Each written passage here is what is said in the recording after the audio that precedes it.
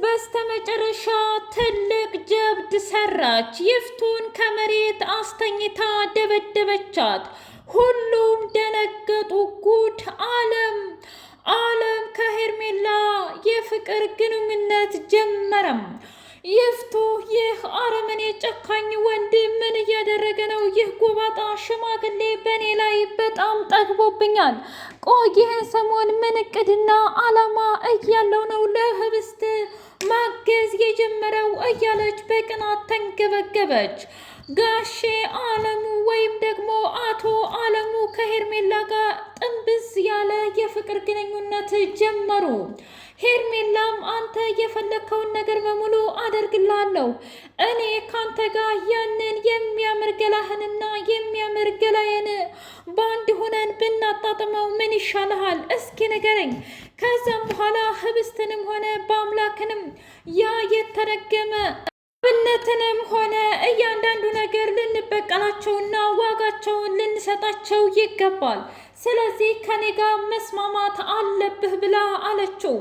እሱም አንቺ የፈለግሽውን ነገር አድርጊ፣ ብቻ ግን ይህንን ወጣትነትሽን ከአንቺ ጋር ማሳለፍ ነው የምፈልገው ብሎ አለም።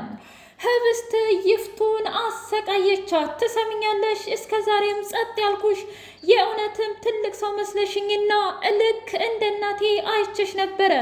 ግን አንቺ ክብር የሚባል ነገር አይገባሽም። ጭራሽ እንዴት ብትደፍሪ ነው የእናቴን ፎቶ የምትረጋግጭውና የምትቀጁ? ዛሬ እኔ ራሴ ለሁለት ሰውነትሽን ቅድድ ነው የማደርግልሽ ብላ በያዘችው መቀስ እግሯን በስታ ጣለቻት። ይፍቱ ከመሬት ተዘርራ እንባ ደም አለቀሰች። እራሷን ስታ ወደቀች። እባክህ ውዱ ባለቤቴ ናልኝ እያለች ብትፈጋ እንኳ ቶሎ የሚደርስላት ጠፋ። በአምላክ ዛሬ አኮራሽኝ። የእውነቴን ነው ምልሽ ህብስት፣ ከዚህም በላይ ብታደርጊያት በጣም ደስ ይለኝ ነበረ።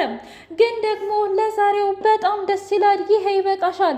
ማንም ቢሆን ተነስቶ ከመሬት እንዲረግጥሽ አትፈልጊሽ።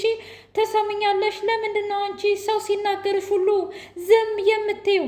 እራስሽ እኮ የሚያወራ አንደበት አለሽ፣ የሚናገር አንደበት አለሽ፣ የሚሰራም እጅ ጭምር አለሽ። ህብስት ልትነቂ ይገባል። ሁልጊዜ ደደምትና ጅል አትሁኝ ብሎ አላት በአምላክ። እሷም እሺ ከዚህ በኋላ የፈለግከውን ነገር አደርጋለሁ። እውነቴን ነው ምልህ፣ ማንም ቢሆን ቀጥ ብሎ አያየኝም፣ አባዬም እንኳ ቢሆን ብላ ህብስት በስተመጨረሻም ከእንቅልፏ የነቃች ይመስላል። በአምላክና እንዲሁም አብነት ተፋጠጡ።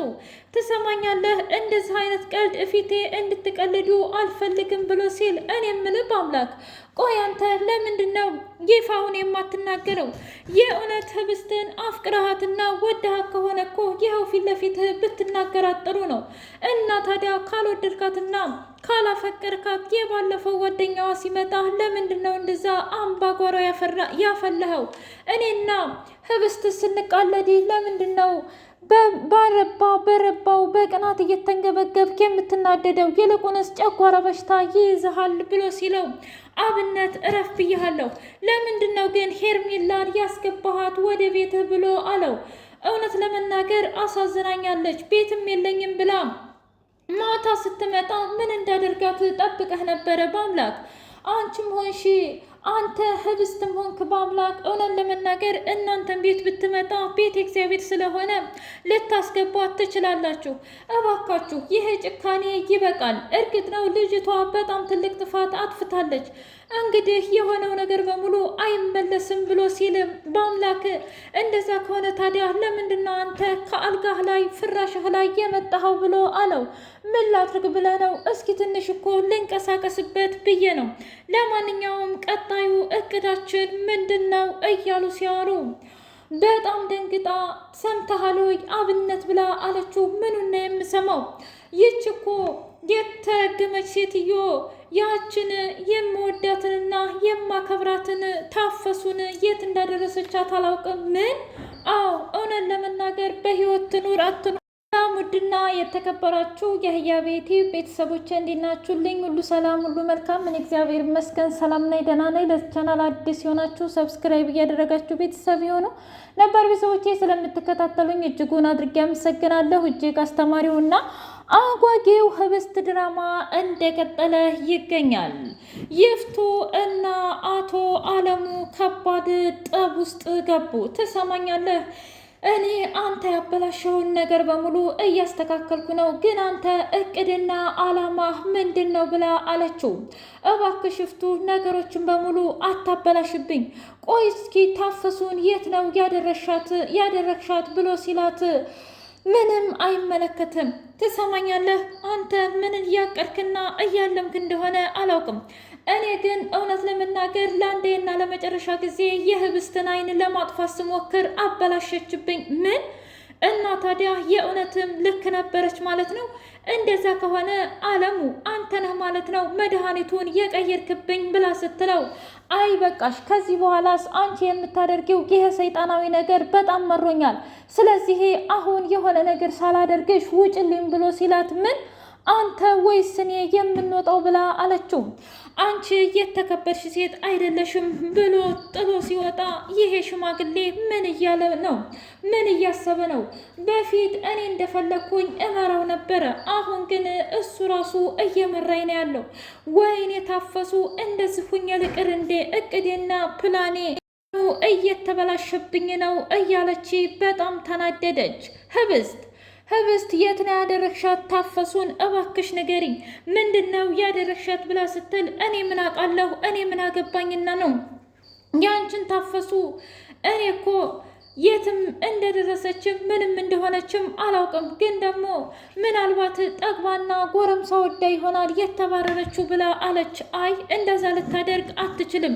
ቆይ አንቺ ግን በዙሪያዬ የሚወዱኝንና የሚንከባከቡኝን ሰዎች ለምንድን ነው እያወጣሽ የምትጥይብኝ ብላ ስትል አንቺ ሴት በእጅ ስበብ እንዳትሆኝ በቃ ተይኝ ተፋችኝ ብላ ልትመታት ስትል በአምላክ መጣና ከፊቷ ቁም ብሎ እኔ ምልሽ ግን እንደው ከአንድ ቀን እንኳ ዝም ማለታችም እንዴ? የእውነት ሰራተኛይቱን የት ነው ያደረሻት ብሎ ሲል አላቅልህም። አንተ ሲጀመር ምን አገባህ? እኔ ምልህ ከዚች ከልጅ የያዘህ ነገር አባዜ አለቀቀህም እንዴ? እስኪ እውነቱን ተናገር፣ እውነቱን ተናገር ብላ አለችው። ምንም የምነግርሽ ነገር የለኝም። ስለዚህ አለም የሚለኝን ነገር በሙሉ እያደረግኩኝ ነው። አሁን መሄድ አለብን ብሎ ሊሄድ ሲል ደግሞ የት ነው የምትሄዱት? እንግዲህ አለም ነው ያዘዘው። ምክንያቱም ያንን አብነትን ማየት አለባችሁ ብሎን እዛ አይተን እንመጣለን ብሎ ተያይዘው ሄዱ። አቶ አለሙ ደውሎ አብነት ስራህን ዘንግተሃል፣ የልጅቷን ጉዳይ ምን አደረስክልኝ ብሎ ሲለው ትንሽ እኮ አሞኜ ለዛ ነው፣ እናም በቅርቡ ስራዬን ጀምርና ሁሉም ነገር ያበቃል ብሎ አለው። ሶስቱ እየተሳሳቁ እንደዛ ከሆነ ለምን አሁን አንድ ሴራ አንሸርብም ብሎ አለው። ምንድን ነው? ዛሬ እንግዲህ እኔ ጋ ይምጡና ይውኝ ብሎ አለ። ምን? አዎ፣ ስለዚህ በዛ አጋጣሚ ልጅቷን ልቀራረባትና ልናወራ ይገባል አይደል እንዴ እያለ እኮ ነው ወደ ትዳር የሚገባ ዳና አለሙ። እኔ ምልህ ሚስትህ እንዴት ናት ብላ ስትል እኔ ምልሽ አንቺ ስለ ሚስቴ ጉዳይ ታዩና ስለ እኔና ስለ አንቺ እናውራ ብሎ አላት። ቆይ ግን እውነት ናፍቄህ ነው ወይስ ደግሞ ለምንድን ነው የፈለግከኝ ብላ አለችው። አንቺ ግን የእናትሽን ሞት ተጽናናሽ እንዴ ብሎ ሲላት ልጽናናም አልጽናናም ምንም አይመለከትም። ታውቃለህ አሁን ውስጤ ላይ ያለው በቀል ብቻ ነው።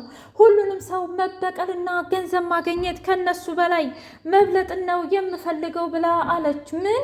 አዎ ይህንን ነገር ማድረግ እፈልጋለሁ፣ ግን ደግሞ እንዴት እንደሆነ አላውቅም። ታዲያ የዚህን ዘዴ እኮ እኔ እነግርሻለሁ። ከኔ ጋር አሪፍ ምሽቶችን እያሳለፍሽ ህብስትን ይቅርታ መጠየቅ አለብሽ፣ በአምላክንም እንደዛው፣ አብነትንም እንደዛው ብሎ ሲል እኔማ እሱን ነገር እኮ ጨርሻለሁ፣ አሁን ወደ እቅዳችን መግባት እንችላለን ብላ አለችው። በጣም አሪፍ፣ ስለዚህ ከኔ በጣም ፈጥነሻል ብሎ ሲላት እኔ እኮ ሄርሜላ ነኝ፣ ስለዚህ ምን ማድረግና መቼ ማንን መበቀል እንዳለብኝ ጠንቅቄ የማውቅ ሰው ነኝ፣ ምንም አያሳስብህ ብላ አለችው። እንደዛ ከሆነ በጣም አሪፍ፣ ስለዚህ እቅድና ፕላናችን እየሰራ ነው ብለው ወንዱና ሚስቲቱ ሲሳሳሙ ይፍቱ ደረሰችባቸው። ምን እያረክ ነው አንተ አውሬ የተረገምክ ሰው? ለካ ሰሞኑን የእውነትም ለህብስት እያዘንክ መስሎኝ ነበር። አንተ ግን ሌላ ሴት ቀምሰህ ከሷ ጋር አሸሸ ገዳሜ እያልክ ነው ወይ ብላ አለችው። ህብስቴን የእውነት ይፍቱን እንደዛ አጋድማ ስለዘረረቻት ማን ነው ደስ ያለው? እርግጥ ነው የበደሉንን ሰዎች ይቅርታ ማድረግ ቢኖርብንም እንኳ ነገር ግን ይፍቱ ይገባታል። እጅጉን አረመኔና አውሬ የሆነች ሴትዮ ስለሆነች ትንሽ ቆንጠጥ ማድረግ አሪፍ ትምህርት ነው። ውድ የህያቤቴ ቤተሰቦቼ የዛሬው ህብስት ድራማ ይህንን ይመስላል። በቀጣይ ቪዲዮ እስከምንገናኝ ሼር፣ ላይክ፣ ሰብስክራይብ እያደረጋችሁ ቤተሰብ ይሁኑ። ነባር ቤተሰቦቼ ስለምትከታተሉኝ እጅጉን አድርጌ አመሰግናለሁ ውዶቼ።